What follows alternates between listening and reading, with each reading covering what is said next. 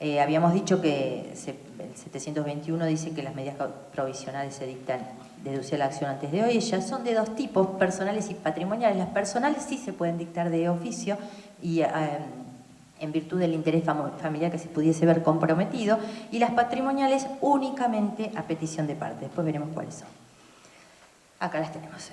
Las medidas provisionales relativas a las personas para los supuestos son para los supuestos tanto de divorcio como de nulidad de matrimonio. Deducida la demanda antes de ella, faculta al juez a adoptar las medidas tendientes a regular las relaciones entre los cónyuges y con los hijos, como pueden ser la continuidad del uso de la vivienda, disponer que se realice un inventario, establecer una renta para el ex cónyuge a quien no se le atribuye la vivienda, disponer la entrega de algunos elementos, no los que sean necesarios para el ajuar del hogar, sino que los que sean, por ejemplo, necesarios para la profesión que realiza el cónyuge a quien no se le atribuye la vivienda, y disponer un régimen de alimentos, ejercicio y cuidado, provisoriamente. Esto pasa en la práctica de manera... Y aparte me parece una norma extraordinaria, no sé si ustedes lo ven de esta manera, pero lo que nosotros vemos en la práctica es que un poco con picardía, se utiliza y se bastardea el elemento jurídico que nos traen las leyes de protección contra la violencia familiar para conseguir por la vía más rápida y la vía más urgente, en general, la atribución de la vivienda, el uso de la vivienda y el ejercicio de la responsabilidad exclusiva de los hijos. Esta vía nueva me parece que va a sanear esa realidad que estamos viviendo en algunos tribunales. Las primeras son las medidas personales, las segundas son las medidas patrimoniales. Las medidas patrimoniales también se pueden solicitar deducida la demanda del divorcio o de nulidad o antes de ella, pero siempre son a pedido de partes, y esto tiene razón de ser con lo que se explica recién de los derechos humanos. ¿En qué pueden consistir? En que el juez disponga medidas para que la administración o la disposición de los bienes que realice uno de los cónyuges no pueda resultar perjudicial al otro cónyuge, con independencia del régimen patrimonial que hayan acordado o que supletoriamente tengan. Y estas medidas de carácter provisional deben ser dispuestas por un plazo determinado. También entre ellas se puede disponer la individualización, el inventario que era antes, la individualización de los bienes. Efectos del divorcio. Vamos a ver, como efectos del divorcio, el tema del convenio regulador, de las compensaciones económicas y la atribución del uso de la vivienda. Yo les propongo, como para que me digan que sí o sí, que hablemos nos expresemos un poquito con el convenio regulador que tiene que ver con esto de la petición de divorcio, y después hacemos un break. Yo ya no puedo... Bueno, los cónyuges pueden realizar convenios en el nuevo código. Un poco más que lo que se podía antes. ¿En qué convenios pueden realizar? Bueno, antes de la celebración del matrimonio, aquellos que verse sobre la designación de los bienes de avalúo de los mismos, es decir, qué bienes lleva al matrimonio cada uno, y esto es una solución saludable, además, por lo que puede ocurrir. Victoria Pellegrini siempre dice que hay que responsabilizarse es que casarse implica la asunción de un riesgo. Me gusta mucho. Ella ha fundado la teoría del riesgo en la asunción de un riesgo, hace toda una elaboración sobre los efectos del divorcio. Pero convengamos que apareciendo la figura de la compensación económica y apareciendo esta posibilidad de reclamar desde un lugar de vulnerabilidad, es realmente saludable que en las convenciones matrimoniales exista esta designación de los bienes, que esto es lo que se inscribe al momento de la celebración del matrimonio, y el avalúo de los mismos para después, si tenemos un régimen de comunidad, poder realizar la división, la liquidación y la partición de ese régimen de comunidad y poder efectuar las recompensas de una manera mucho más prolija y transparente para todos. También en ese convenio prematrimonial se pueden consignar cuáles son las deudas que cada uno lleva al momento de la celebración del matrimonio, las donaciones que se hagan entre sí y la opción del régimen patrimonial. Todo eso puede formar parte del convenio matrimonial. Y es el que se realiza por escritura pública y se formula, se manifiesta, se deja una copia al momento de la celebración del matrimonio. Durante el matrimonio, ¿qué convenios pueden celebrar? Para modificar ese régimen que eligieron al momento de casarse, modificarlo puede ser pasar del de comunidad al de separación o del de separación al de comunidad. ¿Qué se requiere? El transcurso de un año desde la celebración del matrimonio, ¿sí? O el transcurso de un año desde el último cambio de régimen. Tampoco van a estar cambiando de régimen porque además el cambio de régimen implica, no en el de separación, pero sí en el de comunidad, implica liquidación de ese régimen de comunidad con todas las cuentas y reglas matemáticas y económicas que hay que hacer con eso. Y en la etapa del divorcio, los convenios que se hacen tienen que ver con el convenio regulador o la homologación ante las propuestas durante el trámite de divorcio. En el divorcio, cuando el 438 habla de propuestas y el 439 se refiere a convenio, ¿se debe regular sobre todos los efectos o sobre algunos efectos? Es la gran pregunta. Si el principio que está cobrando vida o que está emergiendo con mayor fuerza es el principio de la autonomía de la voluntad, hay un cierto beneficio y debe propenderse a que esta autonomía de la voluntad tenga respaldo también desde la interpretación jurídica. Es muy beneficioso, como les dije hoy, cuando hablábamos un poco de cuáles son las causales que llevan hacia la eliminación del divorcio causado, que cada miembro o que ambos miembros de la pareja puedan ser artífices de su propio estatuto. Ellos responsabilizarse, ellos que son los que mejor conocen cómo funcionaba su grupo familiar, poder lograr recomponer ese funcionamiento desde el lugar de divorciados. Esto también avala la posibilidad de que aquellos convenios que se realicen se cumplan. También implica el tránsito por instancias previas para llegar a las convenciones. Y cuando el artículo 439 dice que deben, no se está refiriendo, aunque el término es clarísimo, no se está refiriendo a que debe obligatoriamente todos los puntos.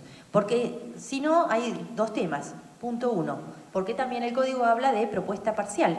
Si es todo y se debe convenir todo, no se admitiría la propuesta parcial o la propuesta individual. Y además hay una realidad. En general, lo que se convenia o lo que se acuerda se vincula con los alimentos, la atribución de la vivienda, el régimen comunicacional y en general también se deja de lado la cuestión patrimonial por las implicancias económicas que implica pagar la tasa de justicia, los honorarios de los abogados sobre esos puntos. Entonces, no necesariamente deberán ser todos los puntos los que formen parte del convenio regulador. El 439 dice de esta manera: el convenio regulador debe contener las cuestiones relativas a la atribución de la vivienda, la distribución de los bienes y las eventuales compensaciones económicas entre los cónyuges. Después vamos a empezar con el análisis del punto y coma, la coma, como nos hacían con el aborto no punible, era la coma, la no coma, ¿no es cierto? Cuando estudiábamos. Acá hay un punto y coma, de todas maneras. Habla de atribución de la vivienda, distribución de bienes y eventuales compensaciones económicas. Pero ya, dice, debe contener eventuales compensaciones económicas, ya eso es un tanto contradictorio. El ejercicio de la responsabilidad parental y en especial la prestación alimentaria. Lo dispuesto en el párrafo anterior no impide que se propongan otras cuestiones de interés de los cónyuges. Entonces, ese convenio regulador, no es la propuesta, ¿sí? Es el convenio regulador, están los dos de acuerdo. ¿Tienen que estar de acuerdo en todos estos puntos? Pueden estar de acuerdo en algunos puntos. Entiendo que hay algunos puntos que son fundamentales y que deben acordar o presentar su propuesta cada uno, que son aquellos que se vinculan con los derechos humanos propios de cada cónyuge o de sus hijos, especialmente el ejercicio de la responsabilidad parental y la prestación alimentaria. Incluso la atribución de la vivienda, que tiene una connotación o que tiene un soporte, ya lo dijo Aida Kemalmacher en su obra de Derechos Humanos, incluso puede llegar a ser disponible, pero no el ejercicio de la responsabilidad parental, porque está involucrando los derechos de terceros, y la prestación alimentaria con el mismo sentido. Por lo tanto, la doctrina post-anteproyecto entiende que la enumeración es enunciativa. Bueno, acá tenemos que prestar atención en no confundir propuesta con convenio regulador. La obligatoriedad que establece el 438 de presentar la propuesta como condición de admisibilidad tiene que ver con la posibilidad de arribar a un convenio. Pero los convenios no podemos poner un revólver en la cabeza y acuerden. Por eso la propuesta es condición de proponibilidad. No es obligatorio proponer todos los efectos porque, por ejemplo, también hay un artículo, el 496, que establece que la partición de los bienes que están en comunidad puede ocurrir en todo tiempo. Si puede ocurrir en todo tiempo, ¿lo podemos obligar al momento de efectuar el convenio? Y además se admite, esto que les dije hoy, que el convenio sea total o parcial. El convenio, ¿sí? Acá hay un puntirri que a mí me hace ruido, por lo menos me hace ruido. ¿Qué pasa si en el convenio los cónyuges establecen el plan de parentalidad? ¿Sí? El artículo 655 dice que los cónyuges, los progenitores en realidad, ya excónyuges, pueden presentar un plan de parentalidad. Si pueden presentar un plan de parentalidad, ¿el 439 puede exigir? No, en principio no. Pero el 656 dice que el juez debe fijar el régimen de cuidado y priorizar la modalidad compartida indistinta. Entonces, hay algunas inconsistencias, pero todo tiene solución, no desesperemos. Si los progenitores presentan un plan de parentalidad o no lo presentan, ahí será el operador jurídico el que determine lo que deba determinar. Si dentro de los efectos dicen, no, tenemos hijos y no presentan plan de parentalidad, deberá el juez requerir los elementos, requerirle a las partes o fijar una audiencia para que ese tema del plan de parentalidad tenga la solución adecuada, porque tiene que ver no solo con los derechos de ellos, sino con los de terceros. Bueno, los otros puntos que debería contener, o no debería, pero no todos, el convenio regulador, los alimentos, la atribución de la vivienda, las compensaciones, como dice el 439. El artículo 709, bueno, volviendo al tema procesos de familia, habla del principio de oficiosidad y dice que el principio de oficiosidad no procede en asuntos de naturaleza económica, que el impulso está a cargo del juez, que el juez puede ordenar pruebas oficiosamente. Entonces, ¿qué pasa con el ejercicio de la responsabilidad parental? Me planteaba este ejemplo, que además es lo que uno ve cotidianamente. Una pareja presenta su divorcio bilateral con un convenio regulador, donde en el convenio regulador se reconocen o se convenia sobre los alimentos a los niños. Y dice, el ejercicio de la responsabilidad parental estará a cargo de la progenitora y el cuidado será unipersonal de la progenitora. Esto suele ocurrir, es lo que cotidianamente estamos acostumbrados de ver. Y el progenitor tendrá régimen de comunicación restringido. Pregunto, ¿eso se compadece con lo que dice la regulación sobre que el principio general es el ejercicio de la responsabilidad conjunta, como cuando estaban casados, y con el cuidado compartido, con la modalidad preferiblemente alternada, preferiblemente indistinto? Es incompatible. Con lo cual, este ejercicio de la responsabilidad puede ser objetado por el juez, tranquilamente, puede dictarse la sentencia de divorcio, homologar aquellos acuerdos homologables, pero no en ese punto. ¿Queda claro o voy muy rápido? Y los fundamentos.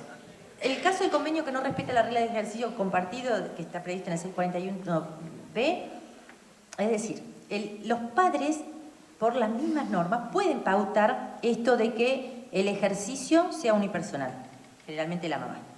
Porque dice el artículo 641b, por voluntad de los progenitores o decisión judicial en interés del hijo, se puede atribuir a uno de ellos. Los actos realizados por el otro progenitor se presumen consentidos por el otro.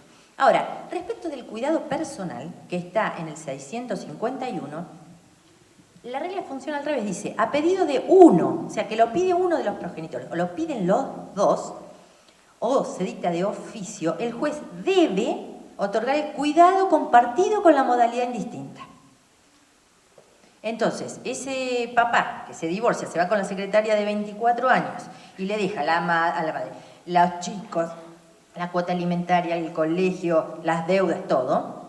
y viene y firma, eso puede ser objetado por el juez, porque se infringe la regla general del cuidado compartido con la modalidad indistinta.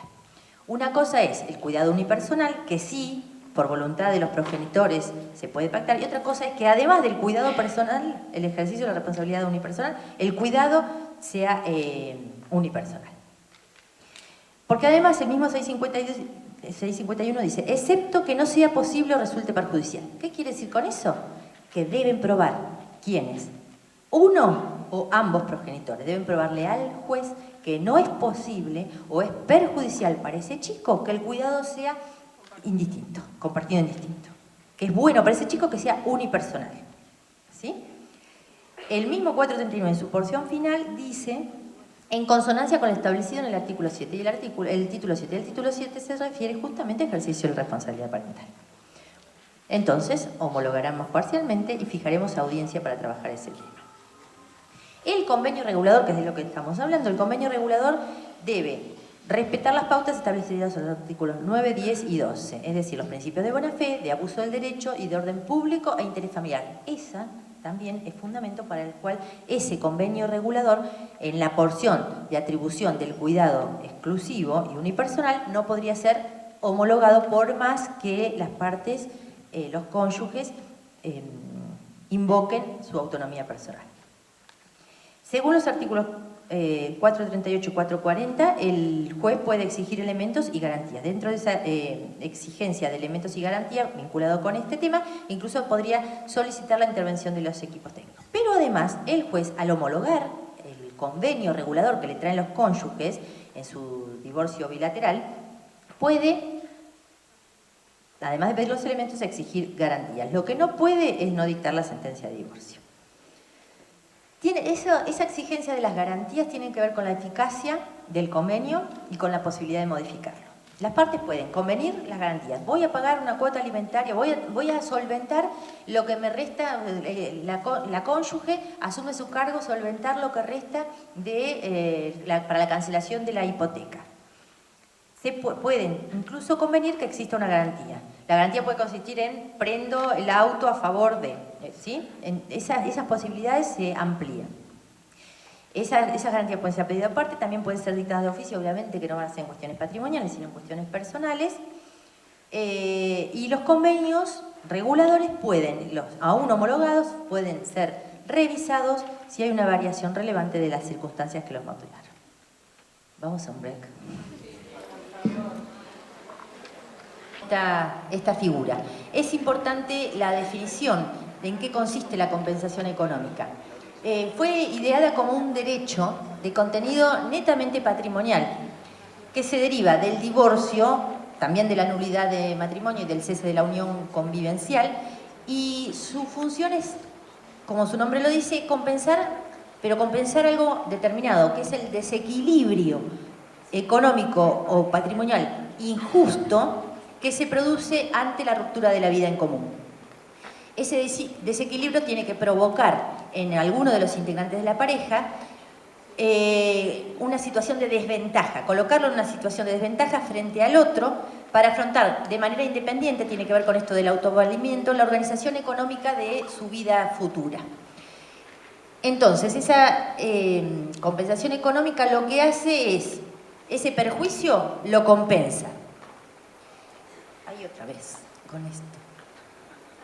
Es una corrección que se realiza con vistas al futuro y no iguala los patrimonios. Esto también es importante. Se corrige con vistas al futuro, pero no para lograr que los dos patrimonios queden en el mismo lugar, sino que lo que se tiene en cuenta es cómo esa ruptura de la unión produjo un desequilibrio para poder, cuando se solvente, para poder colocar al cónyuge que se vio perjudicado con la ruptura en una posibilidad de reiniciar su vida autónoma. Por lo tanto, esta etiología o esta forma de ver la compensación lo que hace es lograr un equilibrio, pero no necesariamente un equilibrio exacto. Para que se entienda, yo suelo poner un ejemplo que es el siguiente. Tengo un amigo que es, tiene un alto cargo, es ministro del Superior Tribunal de Justicia en Chubut. Su esposa es diseñadora gráfica.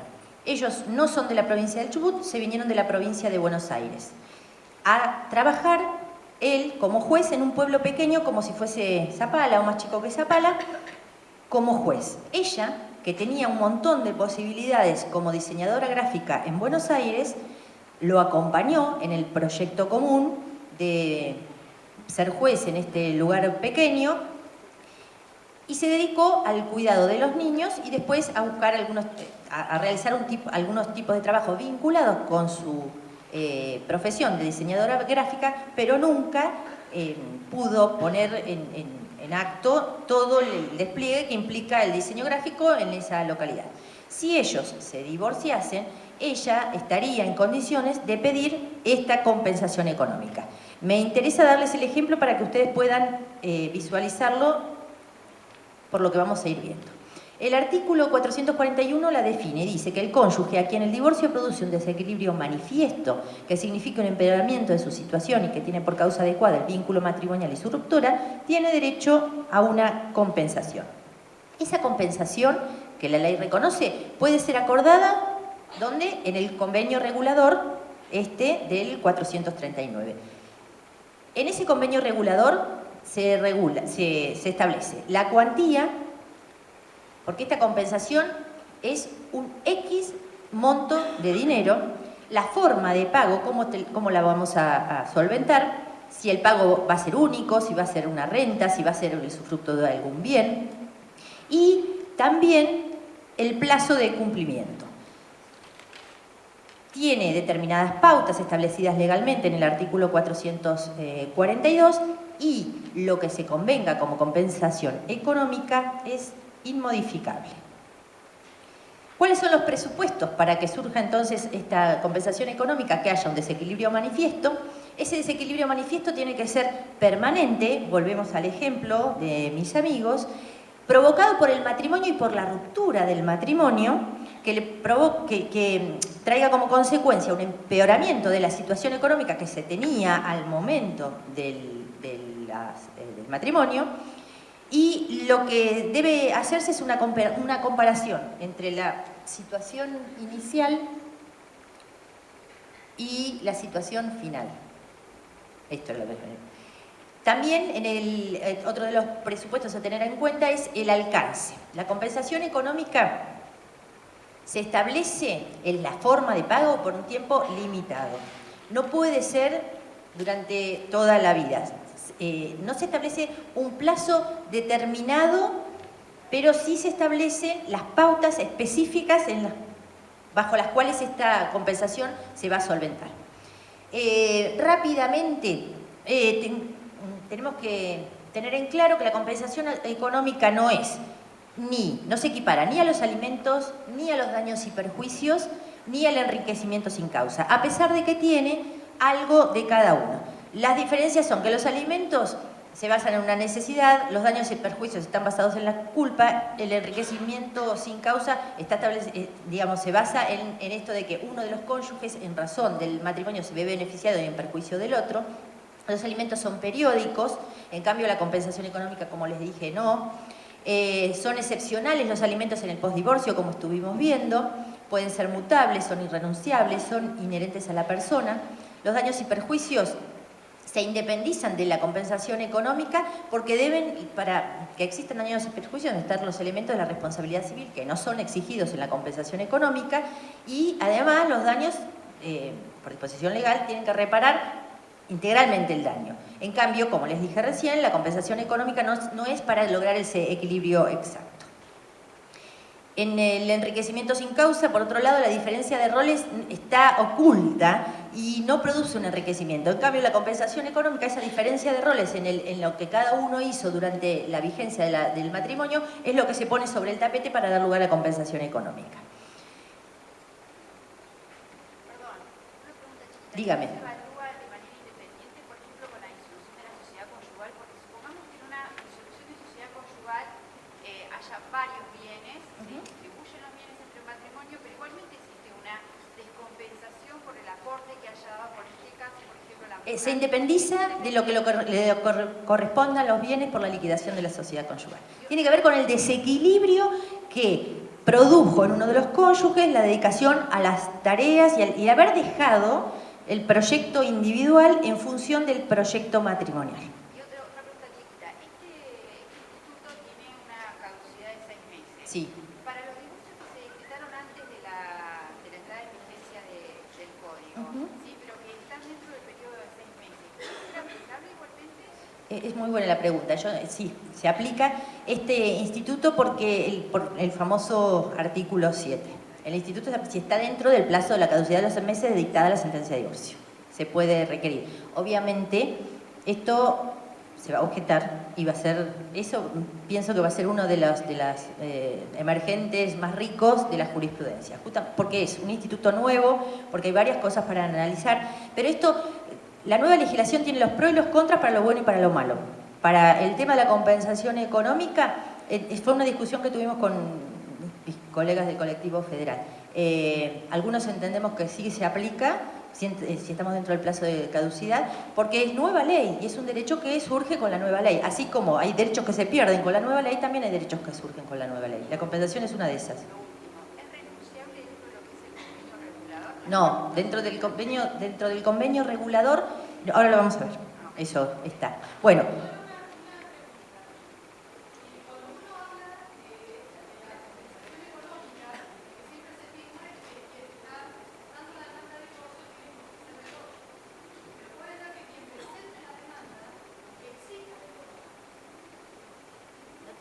No te escucho bien, a ver, volvemos.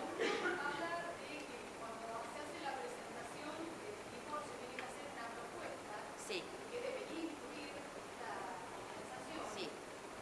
Yo también puedo hacer una propuesta para que el otro le pague. Sí, por supuesto. Esto no es privativo de uno de los cónyuges, es de aquel que se crea con derecho. Bueno, las diferencias entonces. Ceci, te voy a tener que pedir esto porque ahora se murió. Hiciste magia. No sé qué hice.